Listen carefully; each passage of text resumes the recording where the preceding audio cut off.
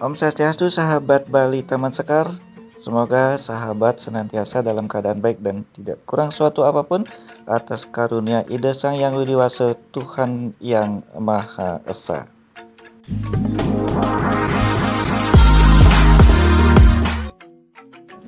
Sahabat sekalian, forum rapat koordinasi teknis perencanaan pembangunan nasional tahun 2024 yang membahas rencana pembangunan nasional tahun 2025 yang berlangsung dari tanggal 4 sampai dengan 7 Maret 2024 di Surabaya telah berakhir. Yang kami sampaikan pada live sebelumnya bahwa ada 3 DES yang dilaksanakan di sana. Artinya DES itulah pertemuan awal untuk membahas rencana dari program, kemudian kegiatan, subkegiatan, termasuk di dalamnya kemungkinan membahas anggaran. Ini dalam pertemuan awal untuk perencanaan pembangunan nasional dan diselaraskan dengan pembangunan di provinsi dan kabupaten kota di seluruh Indonesia di tahun 2025 yang akan datang. Nah, saya mengikuti 2 DES, yakni yang pertama DES kewilayahan namanya. DES kewilayahan ini membahas beberapa perencanaan teknis yang diusulkan oleh pemerintah provinsi kepada pemerintah nasional, pemerintah pusat.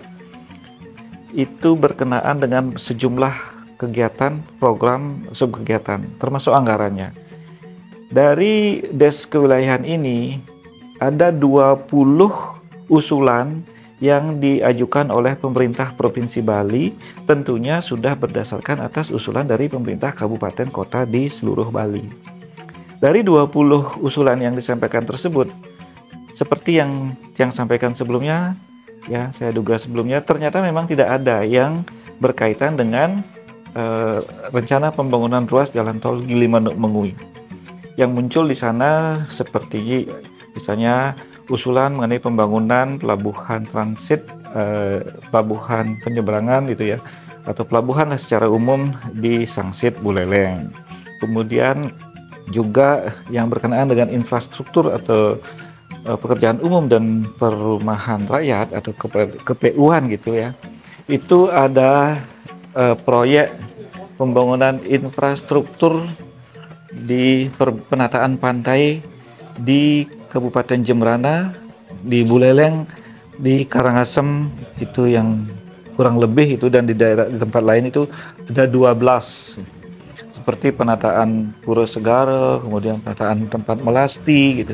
Dan juga ada program non fisik seperti misalnya peningkatan pendidikan vokasi dan pelatihan vokasi untuk meningkatkan kompetensi sumber daya manusia pariwisata Bali. Itu ada yang lain juga, termasuk di sana adalah usul mengenai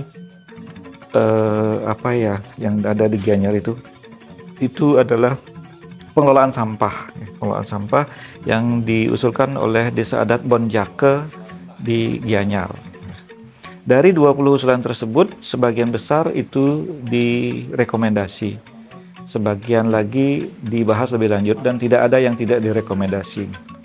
Itu yang bisa saya sampaikan berkenaan dengan DES kewilayahan. Kemudian di DES kedua, sebelum lanjut nih teman-teman, jadi di DES kewilayahan ini sekali lagi merupakan usulan murni dari pemerintah Provinsi Bali, itu tidak ada mengaitkan dengan yang berkait dengan rencana pembangunan jalan tol Gilimanuk-Mengui. Sebagaimana kita ketahui, pembangunan jalan tol Gilimanuk-Mengui ini adalah merupakan proyek strategis nasional yang diprakarsai oleh Kementerian PUPR dengan skema pendanaan menggunakan KPBU, kerjasama pemerintah badan usaha, dan sedang diusulkan oleh Kementerian PUPR untuk dana pembebasan lahannya itu menggunakan dana negara. Nah, yang kedua nih, yang seperti di video ini adalah penjelasan Bapak Kepala Bapeda Provinsi Bali dalam DES indikator makro pembangunan. Indikator makro pembangunan itu adalah ada indikator-indikator besar yang berlaku secara nasional, itu mengenai hasil-hasil yang harus dicapai dalam upaya pembangunan atau transformasi dari pembangunan nasional. Ada 31 indikator yang dibicarakan, dibahas di sana, dihadiri oleh Bapeda Provinsi Bali, BPS Provinsi Bali, kemudian perwakilan Bank Indonesia Provinsi Bali, dipandu oleh Kementerian PPN. PPN ini adalah Perencanaan Pembangunan Nasional, Bappenas, dan juga dihadiri oleh perwakilan pejabat dari Kementerian Dalam Negeri. Dari 31 indikator makro yang dibahas, itu ada 2 yang dibahas secara alot, yakni mengenai tingkat kemiskinan, dan kemudian yang kedua adalah laju pertumbuhan ekonomi. Yang berkenaan dengan pembangunan ruas jalan tol ini adalah pembahasan yang alot dalam hal indikator laju pertumbuhan ekonomi daerah.